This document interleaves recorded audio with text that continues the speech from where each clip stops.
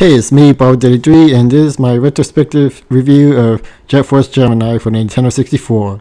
Sorry this one took a bit long, but this isn't exactly a small game I'm dealing with, nor is it the biggest game I'm going to deal with in this retrospective series.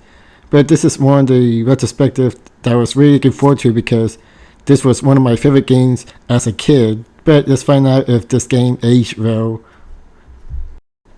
Force Gemini was made by the same small team who made Brass Corps.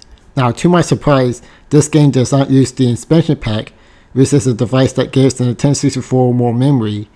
And, well, right now what you're seeing is actually the beta version of the game. Once you see the final product, the game looks very amazing.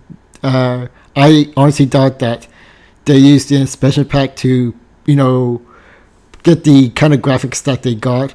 But it just shows that Rare knows how to push the Nintendo 64 to its limit. Now, Rare was considering using the expansion pack for development, but rejected the idea, mainly because they want the game to be available for more consumers, rather than having them not only buy the game, but an extra peripheral as well. Our main characters, as you see here, the original designs were more kid-like, but they changed it to look more like teenagers / young adults. And this was mostly Nintendo's idea. Now, I thought I heard somewhere that it was Shigeru Miyamoto who made that decision, but I couldn't find any information that confirms it. Rare was inspired by movies when making this game, like Aliens, Dune, Stargate, and of course Star Wars. They were also inspired by some video games like Super Mario 64 for its free-roaming nature, and Super Metroid for its weapon collecting and backtracking. And for a game that borrows a lot of stuff from many genres, movies and games, it actually stands out on its own and made it very unique in my opinion, but we'll get to that once we get to the actual games. But that's pretty much all for the beta stuff. Now it's time to play the game.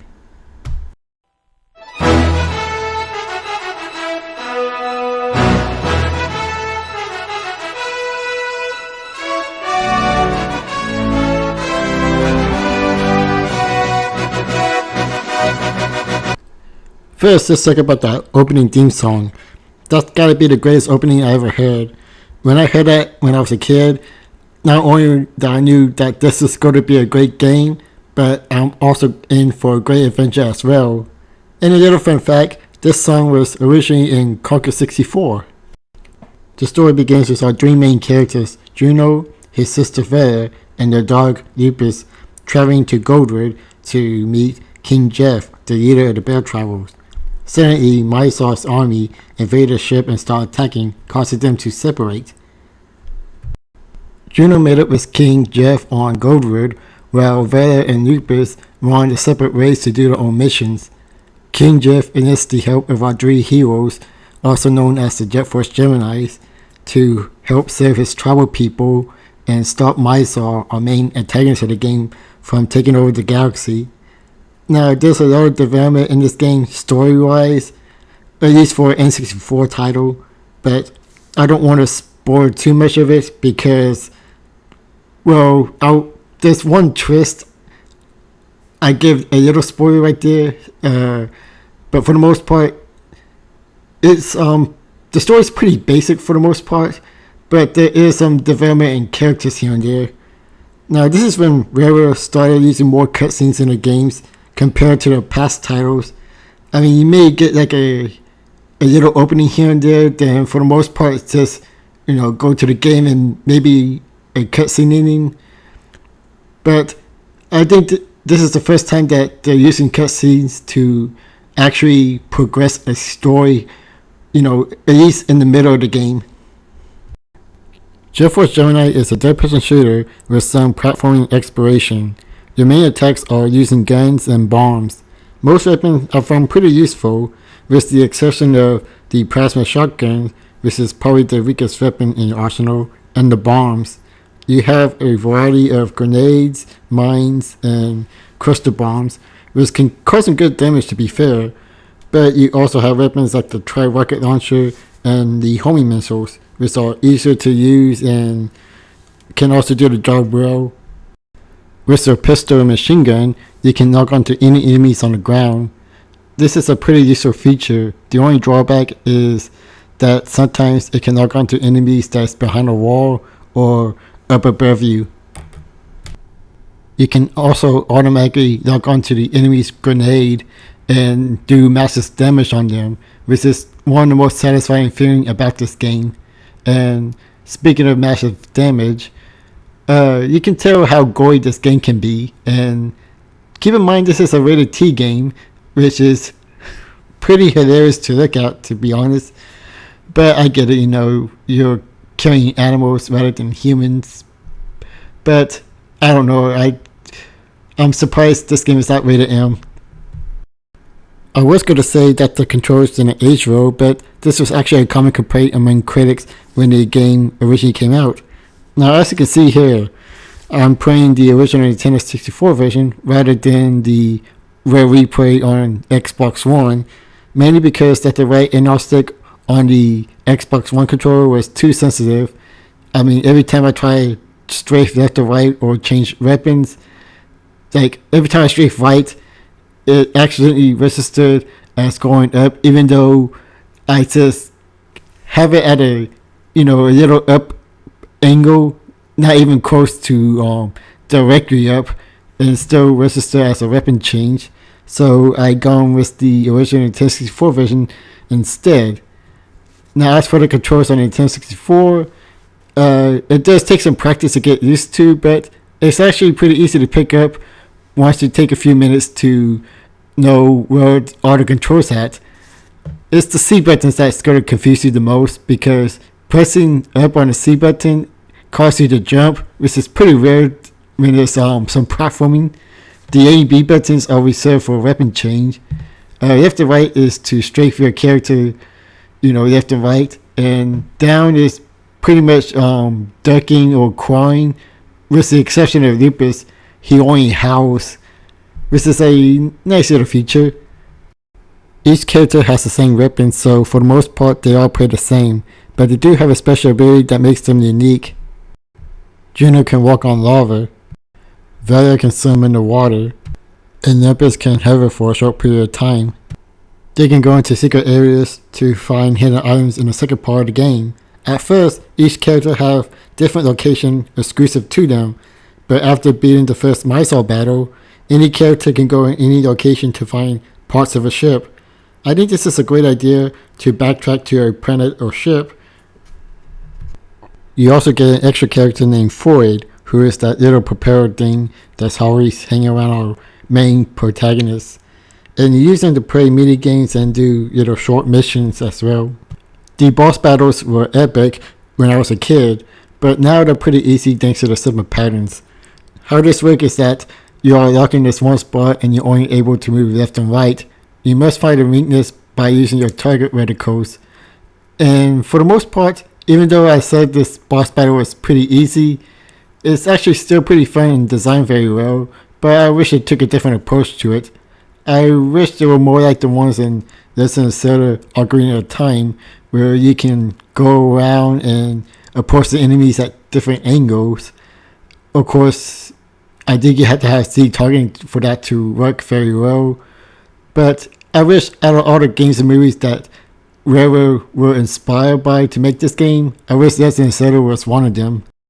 As I said earlier in the video, I really love the opening theme to this game, and in fact, the entire soundtrack is very awesome. I really recommend you looking up the soundtrack to this game.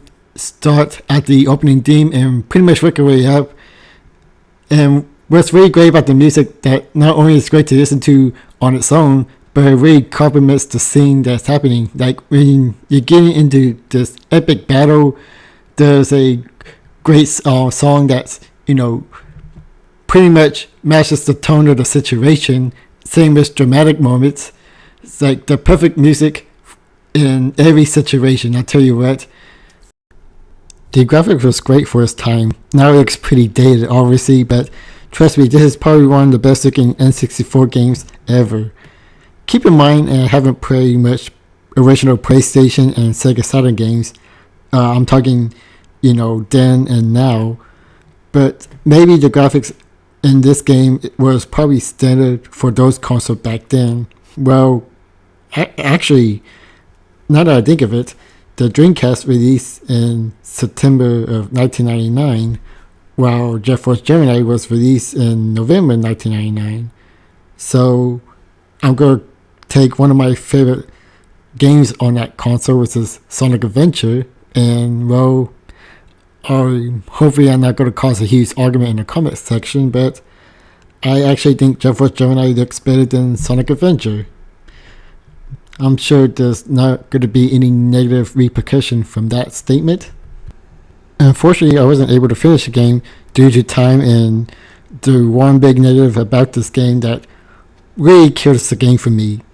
After the first Mysore battle, you need to build your ship by finding missing parts. If that was the only requirement to get to the final boss, I would be pretty fine with that. I would find it bearable, no pun intended. But you also need to rescue all the tribals from each and every planet, and that's the really annoying part. There's a certain amount of bears you need to collect, and they're all scattered around of sections of the planet.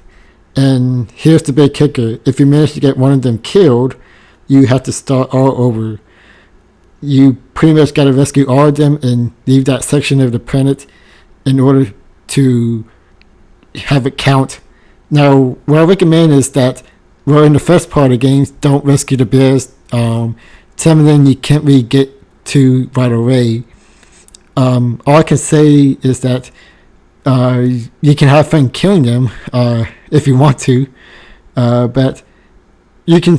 It's still possible to rescue all the bears in one section, but in some parts of the game, you can't get to them.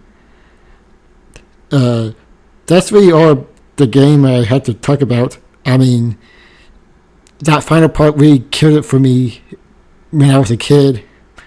But, you know, with that being said, here are my final thoughts of the game.